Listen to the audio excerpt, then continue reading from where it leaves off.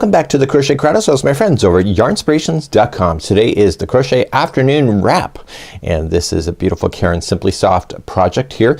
Actually, you could make this into a pocket wrap if you wanted to apply larger pockets on the bottom of this. It's a really simplistic pattern, a repeating of 2 rows. You're going to need a 5mm size H crochet hook today. It doesn't state that on the pattern, but I did double check and that's what it is, and I'll put that in the write-up as well.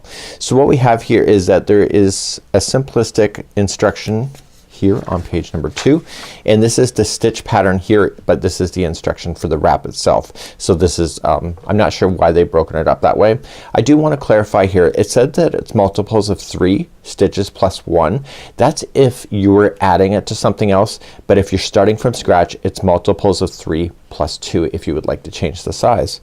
But I also went up one more level for you today, which you can have as well. In the write-up on the crochetcrowd.com, I actually drew this diagram for myself in order for me to see the pattern and also the repeat to confirm. I told you that it's multiples of 3 plus 2. So what we have to do is that we have to get ourselves started on row number 1. So we do our chain work, and you can chain the amount that is stating in the pattern if you wish. And then what you can do is then repeat rows number 2 and 3. So that's all it is repeating 2 and 3.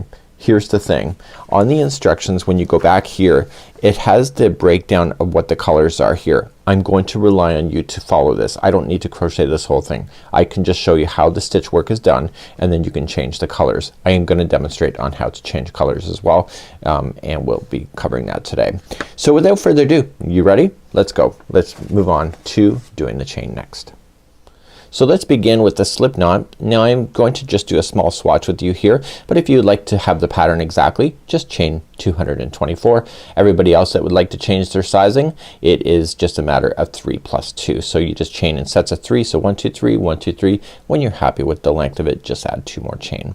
So we'll do that. So 1, 2, 3, and then 1, 2, 3, 1, 2, 3, 1, 2, 3. And then I'll do it one more time. 1, 2, 3, and I'm saying, okay, this is great, this is good, this is long enough.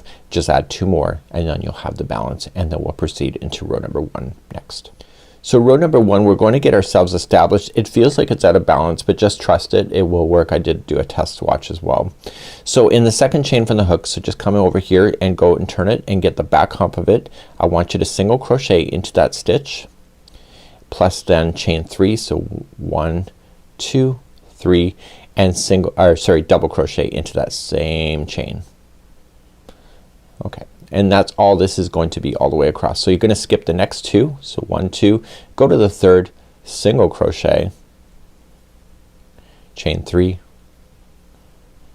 and double crochet into that same chain. Chain. So skipping 2, go to the third, chain 3, and double crochet.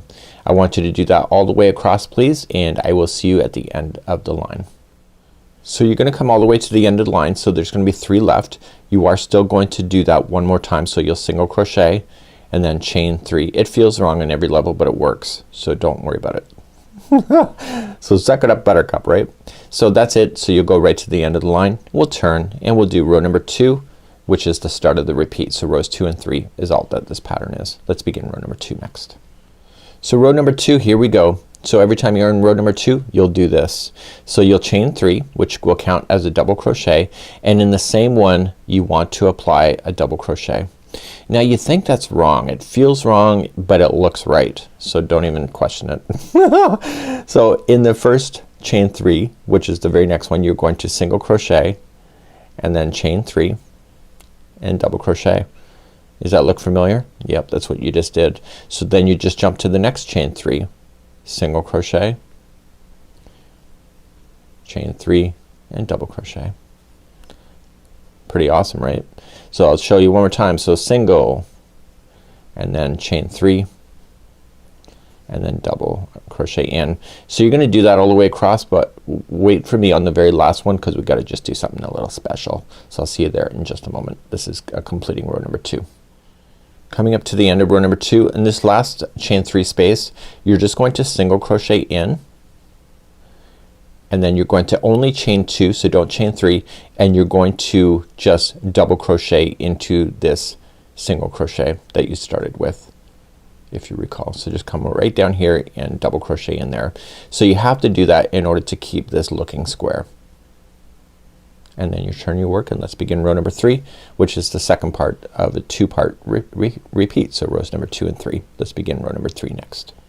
So when you start row number 3, you're going to chain 1 and you're going to single crochet in the first double, and then you're going to begin your magic. So starting in this next chain 2 space, you're going to single crochet, chain 3, and then double crochet in. It's already what you know. So it's just a matter of the edging is starting differently. So come to the next chain 3, so single crochet, chain 3, and double. Please do this all the way across. I'll meet you at the end of row number 3 and then we'll recap. So I'm coming up all the way to the last one that you can see, and you're just single crocheting, chain 3, double crochet in. But because this is the last one and this is row number 3, you were going to slam in a single crochet in the beginning turning chain. So remember how we had like chain 3 and then a double into the same one? You're only worrying about the turning chain. So let's turn your work and then you begin row number 2 again. So what happens if you need to change color? So let's talk about that on the pattern and then I'll show you how to do that next. So in the pattern here we have all this. It says continue working in the stitch pattern as follows. So 4 more rows of A, so after you get started, and 1 row of D, 2 rows of A, and etc. So I'm gonna rely on you to follow this if you would like to have it the way, but by all means though, change anything that you would like to see changed. Let's say for example that you have to change your color. What I would do if I were you and you were me, I'm finishing up on the end of row number 3. I'm just recalling that in my own brain. I don't even know if I had to say that, but I am. So I just want to keep an eye making sure that I understand that I'm on row number 2 or 3 when I'm on it. So I'm just gonna pull that tight. I'm going to turn my work and then grab a new color that I want to play with. So I'm just going to start a new color. Leave a longer tail on it so you can use a tapestry needle. And so then you begin then. If I just finished row number 2, I am going to if I finish row number 3, I'm going to start with row number 2. So I'm just going to attach to join, and then we begin row number 2. So it's chain up 3 and then double crochet in. And I know what you're thinking, what about all these tails? Let's deal with that just in a few moments. But so then I'm starting row number 2. So I put the chain 3 single in, or sorry, double into the first one, and then I move on. So I just single crochet, chain 3, and double into the next one, and I do this all the way across. So I'm going to do row number 2 and the 2 and 3 and just look at the instructions. But what am I gonna do with these? Let me show you that next. You can either wait till you get a little bit more done, or you can deal with your tails as you're working through, and all you want to do is that grab the tail of the color. So I'm just gonna leave this out, and I want to slide into the same color only. So if you go back and forth 3 times, so I'm just staying within the same color, so once and then a slightly different path in the opposite direction, and then 3 times back and forth and go in a slightly different path the 3rd time, you can safely cut that yarn so it's right into the project itself. And you can do the same then with all the other tails that you will have. So this blue that I'm working with now, this different color, so when I go to hide this yarn, I only want to hide it within the same color. So I don't want to just slide it through this other kind of ocean blue kind of concept. So I'm just gonna slide it up. So once and then twice and 3 times. Now you can weave it in with your hook, but chances are it will fall out. I've been crocheting enough to know not to get lazy with that. So then you can just safely trim that down, and then voila, you have a nice clean edge, and you can barely see if at all where you've done that. So this is the crochet afternoon wrap. You can go and follow the pattern as long as you want to, and then this is kind of a fun idea, and any tail ends, just use your tapestry needle in order to get rid of that. So until next time, have a good one, and we hope to see you again real soon. Bye bye.